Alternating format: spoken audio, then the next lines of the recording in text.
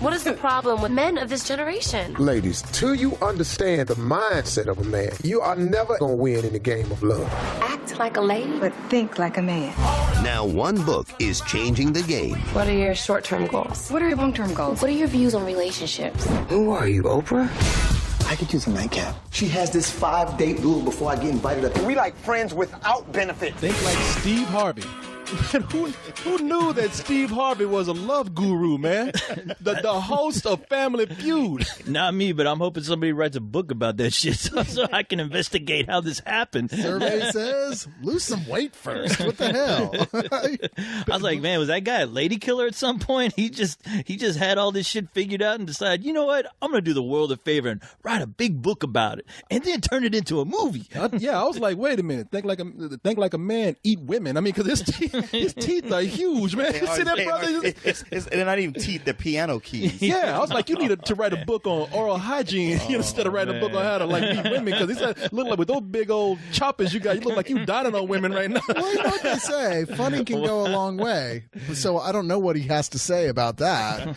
He doesn't seem to have much of an angle on that either. That's his second book. Yeah. It's just when you look at Steve Harvey, I never think this is a guy that I want to trust for relationship advice. I mean, you know, it's like he's got that crazy goddamn porn star mustache, and yeah, he does still have the porn stash, and those big old bricks for teeth, and I'm those chiclets, and I'm thinking, who are you to tell me how to have a relationship with a woman, Negro?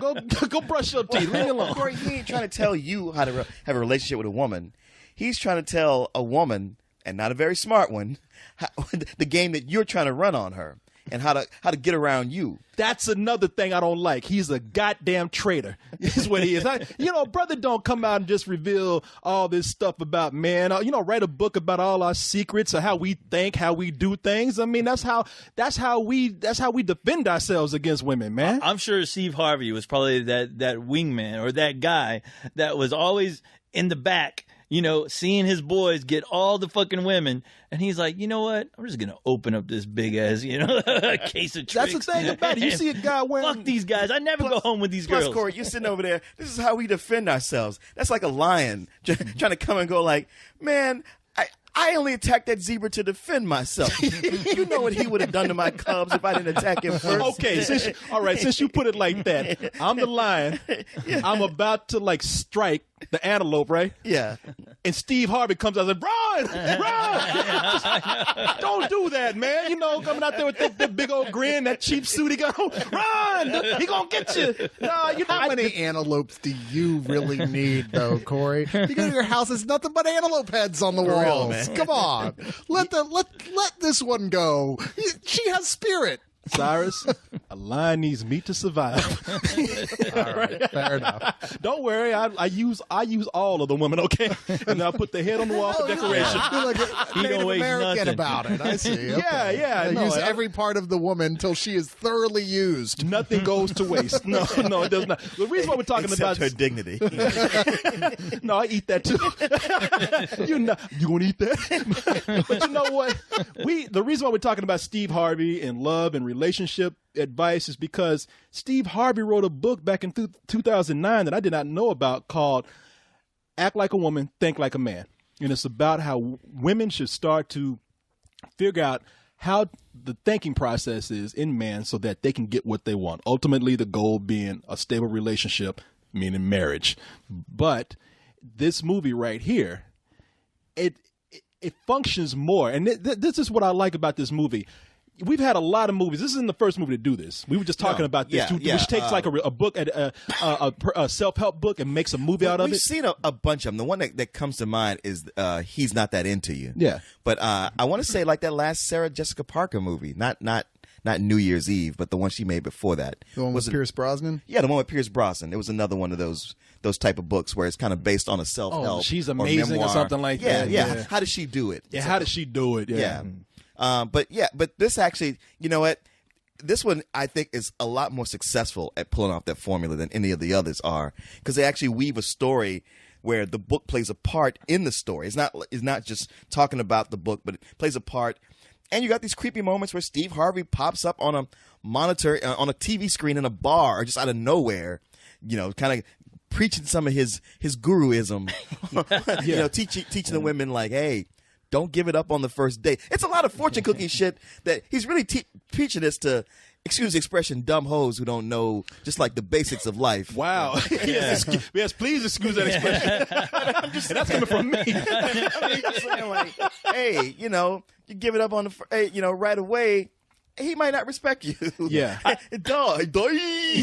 kept laughing every time Steve Harvey popped up because I was like, wow, it seems like this role should have gone to somebody else a little bit more legitimate. It's like, this guy's a fucking comedy guy, and he's not even that good at it sometimes. But he wrote the book. That's the part that baffled the fuck out of me until I saw the credits at the end. I'm like, that motherfucker wrote a self-help book for women? It's like, no shit. I'm like, well, hell, where the hell is Danny DeVito's book on, like, you know, I don't know, like, how to become a millionaire? I don't get it. I Danny was DeVito really is a surprised. millionaire. He is. Oh, is he? Oh, I'm sorry. Looks like you I'm need to start reading more books, Cole.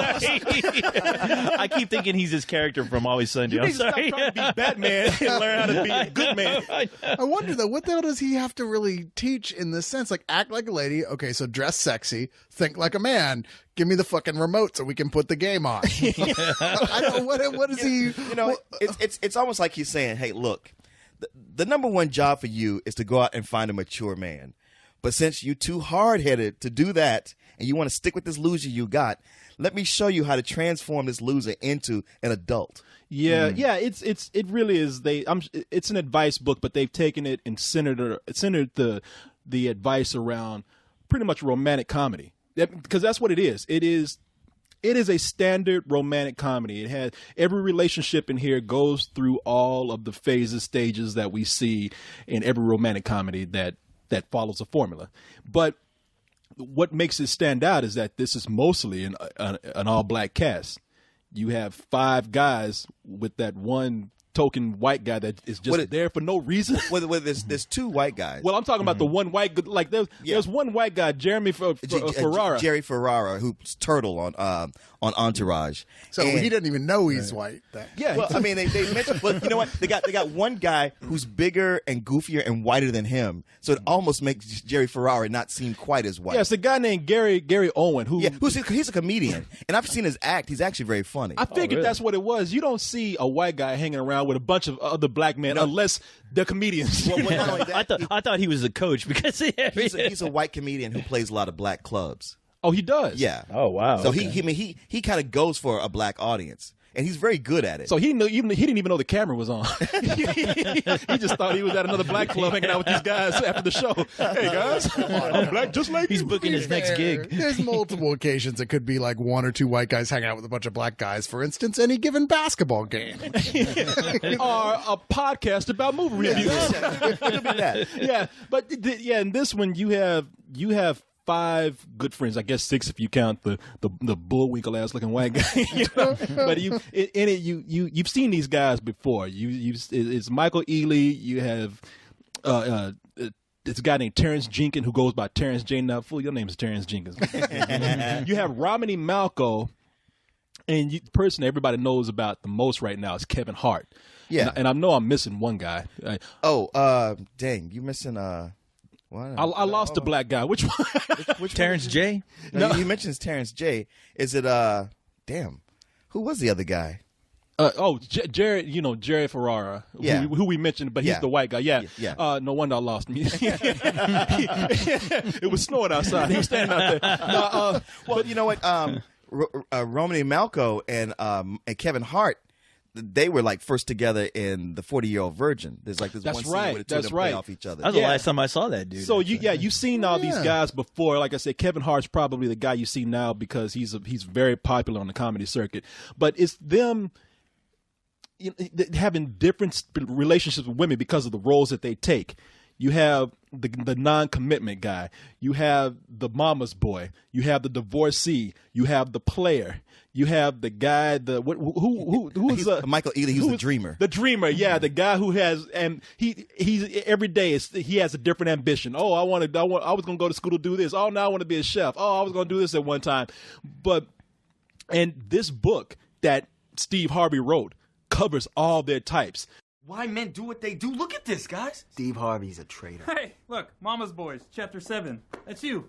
I'm not a mama's boy. Shit, you don't think I'm a mama's boy, do you, bro? Nah. Listen to this. Men respect standards, get some. I prefer my women not to have standards. This is sick. It's brainwashing, I'm telling you. She's trying to push me toward my dreams and help me accomplish my goals. Why would she do this? Shit, at least you getting some. 90 days, that's not a probation, that's a death sentence. Hell yeah, I want to taste your yams. Hey, Mike, how old is your mom? What? No, not like that. No, it is like that. So first of all, put my plate down and stop hitting on my mom, man. Don't get mad at me. I don't even want to be here. Y'all the ones that want to be here. I want to go to the strip club. Man, wrap this up. I got a bunch of ones and somebody gonna get them. Miss Loretta, I'm ready for the rest of the tour. So we get to see how this advice that Steve Harvey gives comes from the point of view of both the women that they meet and how the guys perceive themselves as these women start to turn the game on them. It's just a game that goes back and forth with them. And look. It's a Game of Thrones. Exactly. It's like, if we took Tyler Perry version. Yeah, it's the black version. Yeah, that's the thing about this movie, though. It's directed by Tim Story, who we last know from all the Fantastic Four movies. Oof, not and, good. And let me tell you something about Tim Story. He comes in. This dude does not like Tyler Perry. I'm telling you. He already came in and said, fuck Tyler Perry. This is how you do it. And look, I had no dog in this fight right here, but yeah, this is the movie that Tyler Perry wants to be. Oh yeah. Yeah, like the thing I said to you when I walked out of it, I was like, you know what? Fuck Tyler Perry. Because I'm like, all this time been trying to give him the benefit of the doubt. It's like, well, he's trying, he's using these black actors and he's using his money well. And it's like, yeah, but he's still creating shit. And I'm tired of like giving him a pass and act like I'm watching my kid give an Easter speech. I'm like, come on, baby, you can do it. I mean, Like, we all agree it's good to see an entrepreneurs happening in Hollywood, Sure. and Yeah. African American community. But what's even better is that there's more of them because competition breeds quality. And if you got a guy who's actually taking that formula and actually making a good movie, yeah, then we won't have to sit through a terrible Tyler Perry movie twice a year anymore. Be careful, though. Be careful, though. Be careful, because I'm telling you that this movie will probably do good, and then before you know it, oh, guess what? We're doing another Fantastic Four movie with our good buddy over here, ready to take the reins. I don't know. I mean, I can see Tim Story being upset because he kind of started this with the barbershop movies, only to like go, okay, I'll do Fantastic Four. And Tyler Perry moved in and just kind of start fucking the genre up. So he's like, look, Negro, this is the right way to do it. You write good characters. You have funny jokes. You have endings. Everybody doesn't have to go to church. Church doesn't have to be in here at all. Yeah, because that's what they do in the movie. The characters come out and like, okay, so it starts out with one party here. One of the guys that I'm not mentioning is Chris Brown. Oh, right. And Chris, who for some reason has no real role in this movie except to be a guy that comes up and gets a girl's name wrong all the time. Megan Good plays the girl that he slept with, and he's always like, "Hey, Myra." She's like, "I'm Mia." That's his only. He's only there to be an asshole, kind of like in real life. Yeah, I honestly thought there was a section in the book that we were going to get to, the guy who beats the shit out of his girlfriend and then somehow manages to win her back at the end of the movie. I was like, all right, yeah, you got Chris Brown, that's great. You got his girlfriend that kind of looks like Rhiannon in a way. Yeah, okay, let's see how this plays out. In fact, there's a chapter in the book called Chris Brown. Yeah, I know. I don't know. I mean, I thought he did pretty good. I mean, yeah, he fucked her and stole her coffee and couldn't remember her name.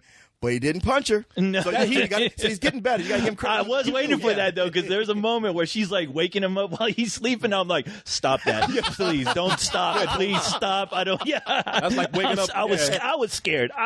Yeah, exactly. Yeah, that's like waking up a tiger. Don't. Yeah, I know. Let's get off me. You Sorry, that's reflex action. No, It's funny. He didn't bother to take any acting lessons either. I mean, he's got those little cameo spots. He comes in, and I'm like, wow, he's terrible. Well, that's why they did it. Tim Story probably had a bigger role for him. They're like, stop, just fuck her name up and get the fuck off my set. But in the movie, it starts out with him. He's stealing Megan Good's coffee, and you hear in the bathroom saying, "Hey, let's go see that new Tyler Perry movie." You know, the one where you got the woman who's being abused by the really rich guy who's really mean, but yet she finds love in the end. And They actually said that? Oh yeah, said it. Wow, Yeah. you're not kidding when you said Tim Story doesn't like Tyler Perry. Tim Story could have walked by the camera with a sign that said "fuck Tyler Perry," and it wouldn't have been. And they even and talk about spoilers. They spoiled that movie too during a dining scene where they're telling he's like, "Come on, man, let's go check out that movie." No, let me tell you what happens. Like, Oh, yeah. And you know, and I was trying to think, was that actor who was telling the end is like, yeah, some guy goes crazy and throws out his children. Was that the actual Yes, he was. actor who actually did it right. in the movie? That's right. I knew Michael Ealy was in one of Tyler Oh, Perry's he was? movies. Wow. He's in for Colored Girls. That's right. Yeah. Oh, so he was kind of making fun of himself. Yeah. Exactly. He's like, yeah, you don't want to see it. At the end, there's a crazy guy who starts throwing kids out the window. Janet Jackson gets AIDS and a crazy guy throws a baby out the window. which really is what happens Meanwhile, in the movie. Tyler Perry's on the phone saying, "Kill Michael Ealy." Say, brother. Let me ask you, like, it sounds like I'm confused as to what the format is here, because you're saying it's based on all these stories to, like, give examples to women, but is it set up, like, sort of self-aware? Is there fourth wall breaking here? Like, is Steve Harvey there's talking to the narration. audience? Kevin Hart's character is doing narration because while these guys, you know, it's a bunch of single guys. You know, you remember Corey's movie 2 AM? Yeah. It's very similar to that. Where it's a bunch of single guys hanging out at the bar all the time. Yeah. And they go off on their separate adventures. Now, each one of them, their woman is reading the book and going, I need to apply a new strategy. But Kevin Hart, him and his wife are separated, so he's sort of like the omniscient narrator, except he's also hanging out with one of the guys. And he's actually one of the consistently funniest things in the movie. I mean, it's almost like it was his vehicle, except there's just too many people in it to make it his Well, which vehicle. is really surprising because that was the only thing from the trailer. I'm like, oh man, I hope that's not the annoying guy that you're gonna get tired of eventually because all his jokes are they're just one after the other. But yeah, I was really pleasantly surprised that all his jokes were actually working. And Yeah. he was just funny to watch. He was very charismatic on the screen and you couldn't help but wonder what the fuck was going to come out of his mouth next when he was hanging out with his buddies. True. you know? Did it just go, like, was it divided up like short stories, or was it skipping back and forth? No, it was like a traditional narrative. I mean, really, in every sense of the word. They actually juggle all of the subplots really good. I tell you what's really good about the movie is that you have black people.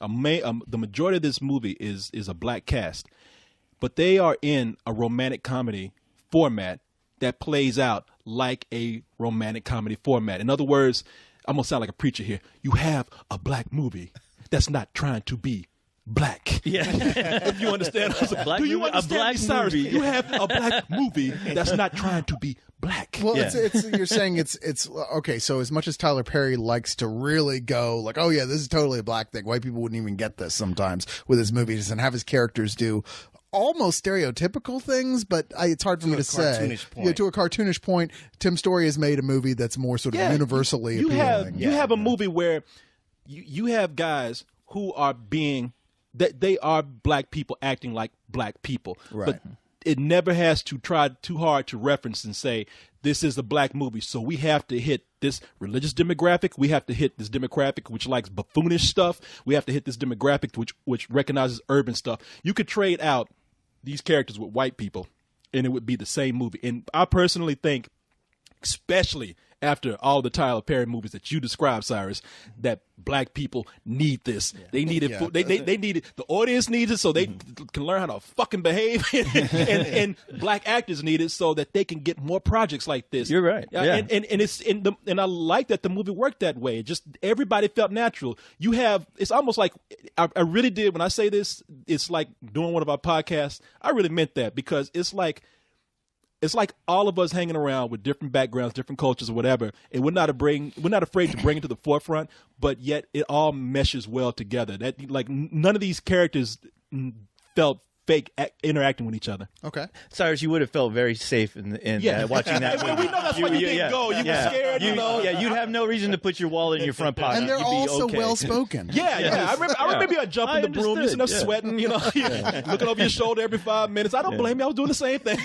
But I was ready to jump out of the room as well. Jump the broom, jump through a window. But yeah, it's good. I would say that the and I'm gonna let these guys go on. I would just say that some of the faults with the movie is what we already covered. You got 2 different narrators in this movie, and it feels like they just it felt like Steve Harvey was fighting Kevin Hart because Kevin Hart was narrating, but every now and then Steve Harvey would edit himself in the movie. Kevin Hart be talking. Now you see, excuse me, ladies, I wrote this book, right? Look at these listening teeth. Trust me for my advice. And it's like, man, move! I'm trying to watch the movie, okay? But I'm the ladies, man. man. It's funny those inserts with Steve Harvey. Like I understand why they're there, and yet they didn't feel organic. They felt like they were crowbarred into it, and they were unintentionally funny. Like we were enjoying it, but laughing at like, this is so ridiculous the way he's coming in. It just feels awkward. Oh, look out, Leon! Here comes Steve Harvey behind you. Oh shit! Excuse me, he's gonna bite your head off. Excuse me, people. Let me tell you about this review that they're talking about. Ladies, don't listen to them. It was.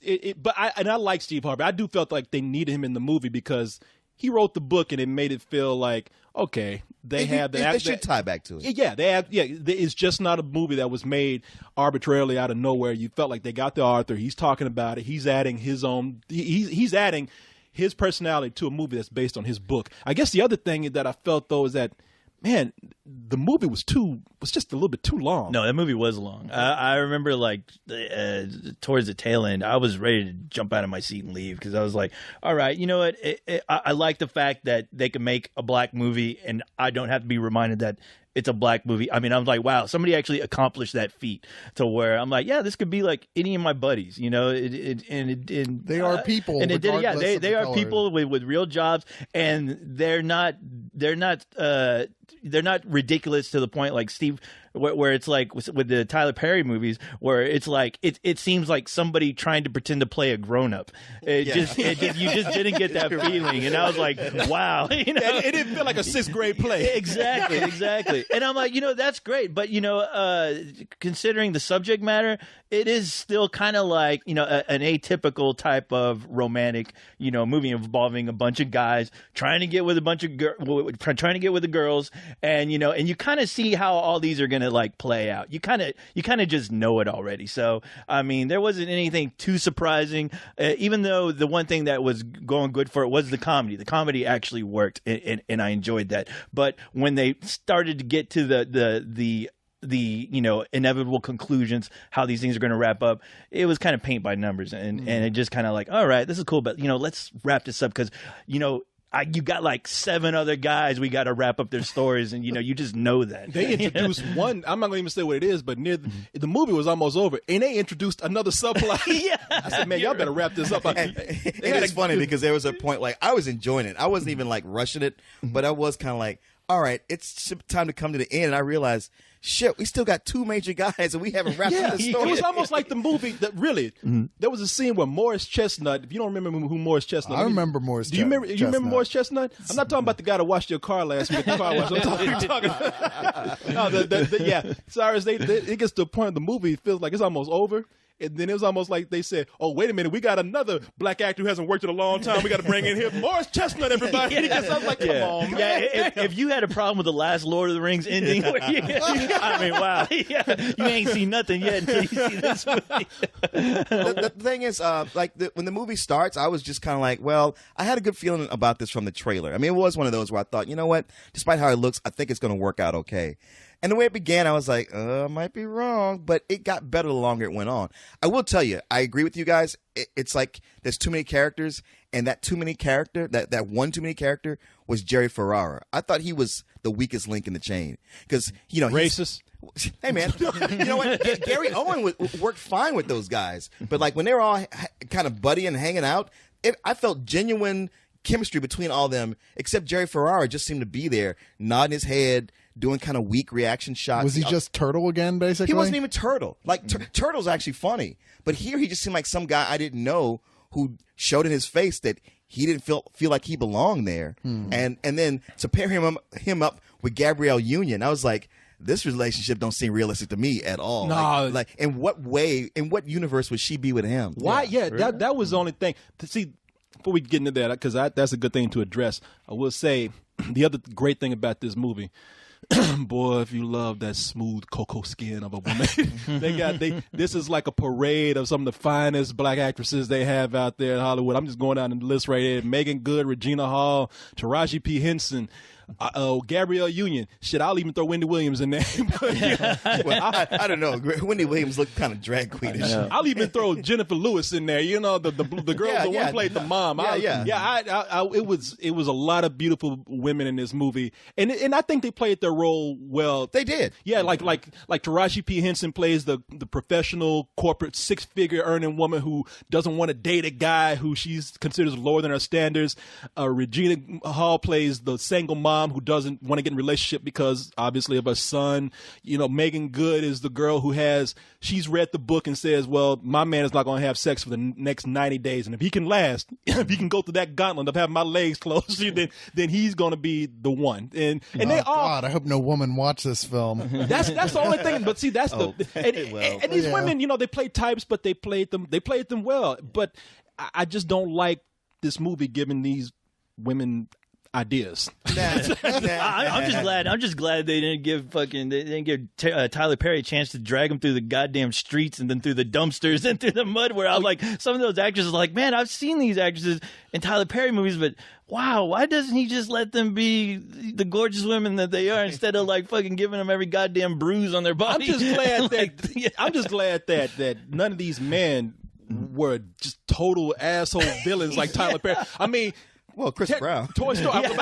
Toy Story even calmed Chris Brown down. Right, you know, because if this had been Toy Story, I mean Tim Story. Toy Story. I was when you said that too. I was like, wait, did Chris Brown watch Toy Story? Yeah, and he started crying. He's like, I get it now. He gets on his smartphone. Rihanna, I am so sorry. Woody, I was wrong. Buzz Lightyear has taught me the way. Tim Story, Toy Story, whichever one it was. He's not hitting anybody. And beyond. Instead of telling this girl to the moon. I know. But man, but yeah, it's a movie. Like I said, I don't care what anybody says. I'm cutting the movie a little slack because for a long time I said I've gotten used to. I don't hate romantic comedies. I like them if they make me laugh, or if there's something there that I don't mind the formula if there's something more there that's going to get me. And God, I enjoyed so much watching Carlisle try and take you to task every single time we would go through this, and I always took your side. I know, and I appreciate that. But it was still really funny watching him just bait you. Well, you hate romantic comedies. No, I don't. I only hate the shitty ones. But you know what? You didn't see the end of that relationship where him and I actually got together. I'm sorry. Oh, I gave him a copy of Steve Harvey's book. That's why. Oh, is that what it was? There you go. He's not going to be trifling you no more. That ending took forever to get to, by the way. So, but it is very funny and it made me laugh. But I will, a lot of people are going to hate that I'm playing the race card here because I don't mean to, but it was cool to see a black cast in a romantic comedy that was actually funny and didn't have to be crazy. It did two things. It wasn't as bland as most romantic comedies that we see, and it wasn't as buffoonish or caricaturish as a lot of black movies that we see. You guys got anything to add though? On this, give your review. Okay, I'll give. He's like, shut you going along with this movie. I know. I mean, how many endings do we need? No. Like I said, it had its faults. Mainly that I hate that I actually have to say that I was getting restless and bored near the end. I mean, it's just like any romantic comedy. You know where it's going. We don't need to go, the long route to get to our destination here. So, and that's the main reason why I'm going to give this a very, very solid matinee. I'm with you on that. I mean, I like that. It was actually funny. A lot of those guys, I really thought some of their stories were pretty damn funny, just the situations they were getting to. But yeah, as soon as you could tell, as soon as those guys got a hold of that Book of the Dead, they were like, okay, we got this all figured out now. You're like, all right, it's like now I could tell that they were getting ready to wrap it up, and it kind of wrapped up just exactly how I thought it would, even though it did take quite a while to get to that point. But yeah, I mean, it was still for a romantic comedy, it held my interest, which is always a surprise for me. So I'm going to give it a matinee. Yeah, I mean, I guess having Jerry Ferrara in there is some way to show, like, hey, it's not just black guys hanging out together. And his character in that story is probably from the book, one of the, the types from the book that needed to be told. I just wish they got somebody better than him who actually brought something to the table. Can I say I agree with I'm glad that they had him in the mix. But I think that if they wanted to put a white guy in there, there's so many others. There's so many others that they could have chosen, or they could have put him in a different position. Or maybe he's just real cheap. He's like, look, Entourage is over. And I'm gonna be Turtle. I'm gonna be 20 years old, showing up at Ramada Inns, signing pictures of Turtle. Unless I can get something else, please, I'll do this movie for free. Maybe they should have gotten Danny DeVito. Who knows? I mean, I would have worked. I would have loved that. It's just that, like, you know, it's one of those things because you do feel how long it is because they have all those characters. They have to, they have to wrap them up. They put them out there. You can't just leave them off. And I feel like if he had brought more, maybe it would have been at like, well, you know what? I don't mind because I want to see what happens with him. But his is just like, dude, no. He felt like he had no problem. There was no real problem. Yeah, there wasn't. Yeah. You know what? Yeah, he was a character who had a made up problem. I mean, you know, his girlfriend is like, it's about time that you grow up. And I don't even understand why I have to be the one to tell you this. Well, I didn't get that. Your girlfriend has to convince you to get a good job that you're qualified for, that you can get the day that you go to interview for it. I don't fucking get that. That's the dumbest plot line in this movie. And do you have any mirrors in your house where you can look at you and look at her and see that, like, you need to do whatever it takes? You dumb motherfucker. You better go and get a job to keep this fine piece of ass right here. How did he get her in the first place without a job? Because he was on Entourage. Because when they were in college, they smoked a lot of pot together. Oh, well, yeah. There could be a brief period of muting of her better sense. And then she comes out of that haze cloud of THC and goes, oh, my God, what have I done? And you're white. Damn, I was high. I know a lot of relationships like that. Jesus, I thought you were Denzel Washington. But, you know, I mean, yeah, at its heart, it's still, you know, a basic romantic comedy, but they do some things that keep it from being bland. And any romantic comedy, it's like, I don't even want to complain about, well, it comes to this because that's what they come to. It's like, that's just the nature of the beast. It has to happen. Otherwise, it's not what it is. But it kept me entertained. It's one of those crowd-pleasing movies where you miss a lot of jokes because people are laughing so hard. Oh, that's true, man. I missed so many lines in that movie. And people genuinely laughing. Yeah, genuinely laughing. I mean, they had some funny situations, and Romany Malco and Kevin Hart and even Gary Owen, they had all the best comedic lines in there. Romany Malco and Kevin Hart work so well together. They really do. They have a scene where Romany Malco has no shirt on. I know that did remind me. Nothing, but you got to see what you look like. I know. It reminded me of me and you because Kevin Hart is just telling him, Romany Malco, who's a good-looking guy, is in there just cooking breakfast with no shirt on, and Kevin Hart's like, man, it's just you and me here. Put a shirt on, man. I got enough of this. That was hilarious. I was like, and I was thinking to myself, I'll put my shirt back on. We're watching a movie, man. Come on. Hey, man, what? He can't be comfortable? What are you saying? He paid for that seat. That's true, man. Thank you. But it does come down to a very solid matinee. Yeah. And what did you give it, sir? Oh, yeah, you're too scared to go to the theater. Is it safe to come out yet? Have the black people gone home? I will tell you, man, there's just so many reactions that people have in this movie. Just some of the reactions that they have to things that were funny. And I tell you, one of the reactions that I was expecting and didn't get, when Chris Brown came on, all the women in the audience had knives in their mouths, had guns in their hand, had spats in their hands. And when he came on, he was laying on the bed with their tattoos. They were all like, "Aww!" You heard weapons drop. You heard knives dropping. You heard guns going off when they hit the ground. You know, they were all taken in by Chris Brown. Man, I want to see Chris Brown's book about how to treat women because I'm sure on the back of it's like use this end to hit her. Yeah, it'll be a boxing manual. Smack around. But then, I have to show I'm a guy with potential. Sweet. Where to? Damn, look how small your skirt is. Woo! Think like a man. Like us. Follow us. Because I said so.